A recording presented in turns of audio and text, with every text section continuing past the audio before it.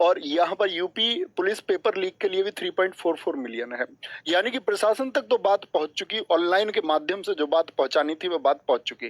दूसरी बात आई थी कि जनप्रतिनिधियों को दोस्त आपका ज्ञापन देके आना है। जनप्रतिनिधियों को ज्ञापन देने पहुंचे बहुत सारे बच्चे, बहुत सारे जनप्रतिनिधि कई जगह से मौजूद नहीं थे। बहुत सारे जनप्रतिनिधियों ने उसको एक्सेप्ट किया और छात्र वहां पर काफी संख्या में पहुंचे, भारी संख्या में पहुंचे। यानी कि आप लोगों की बात पहुंची शासन तक और उसका दोस्त एक छोटा सा प्रभाव देखने को मिला। सब लोगों ने, विपक्ष के सभी नेतागणों ने, सब लोगों ने इसके लिए जहां जहां पर भी बात उठाई जा सकती थी वहां पर बात उठाई। ठीक है। और फिर आपका ये वो लेटर है साथ ही जो आपका विधायकों को छात्रों ने दिए जाकर के, ये सब प्रोसेस छात्रों ने किया जो उनको कल गाइड किया गया कि भाई आप लोग अपनी बात को पहुंचाएंगे तो जरूर कुछ प्रभाव देखने को मिलेगा।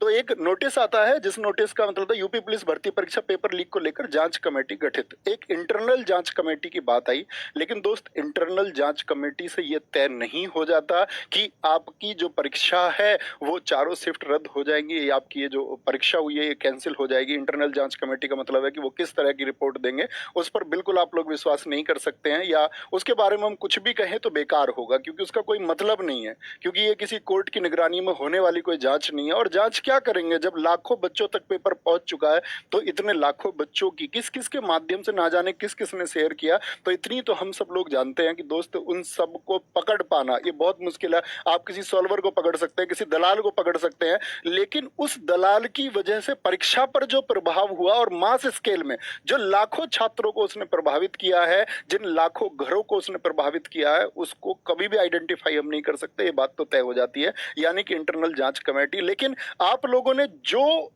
प्रोसेस को फॉलो किया उसकी वजह से क्या है कि एक प्रभाव देखने को आप लोगों को मिला। अब बात आती है साथी, इतनी बात तो रही, आज हम लोगों ने आप लोगों के यहाँ बैठ करके सब लोगों ने प्लानिंग की कि भाई हम छात्रों को सिर्फ हम ये बोल दे कि एग्जाम लीक है, एग्जाम लीक है। हम बोले भर्ती परीक्षा दोबारा हो जानी चाहिए।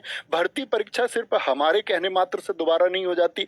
आप कितना कहेंगे इस बात को, इस बात मैटर करती है कि भाई कितने मास स्केल पे कितने स्टूडेंट्स इस बात को बोल रहे हैं कि भर्ती ये आपकी जो परीक्षा है दोबारा होनी चाहिए। उस एक बात का अर्थ है कि हम कितनी बड़ी संख्या में, कितनी भारी संख्या में उस बात को कहते हैं।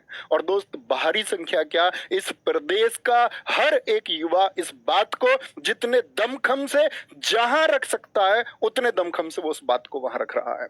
अब बात आती है साथी कि इस दमखम की बात को तो हमने रख दिया, आज रख दिया, अब हम कल क्या करने वाले हैं, कल क्या होगा? क्या ये जो जंग शुरू हुई, ये जो नकल माफियाओं के खिलाफ साथी जो प्रक्रिया होनी चाहिए, प्रशासन की जितनी शक्ति उनके खिलाफ होनी चाहिए, क्या प्रशासन उनके खिलाफ हो पाएगा या हमेशा छात्र परीक्षा देके यूं ही रोते रहेंगे? क्या किया जाएगा कि भविष्य में इन बच्चों के साथ जो खिलवाड़ होता है वो बार बार ना हो और आगे प्रशासन भी इस बात को जाने कि बार बार हम बच्चों के साथ खिलवाड़ नहीं कर सकते। इसके लिए सख्ती बरतनी होगी और दोबारा भी परीक्षा होगी और लीक ना हो इस बात की कोई गारंटी नहीं है। तो ये गारंटी क्या होगी कि एग्जाम दोबारा होगा और निष्पक्ष होगा, बिना किसी चीटिंग के होगा। तो दोस्त यहां पर मैं आपको एक बात बता देना चाहता हूं कि आरडब्ल्यूए टीम जिसने आपसे बोला, और मैं अपने सारे साथी, सारे प्लेटफॉर्म पर जितने भी साथी अध्यापक हैं, हर एक छात्र से भाई हाथ जोड़ के निवेदन करता हूं कि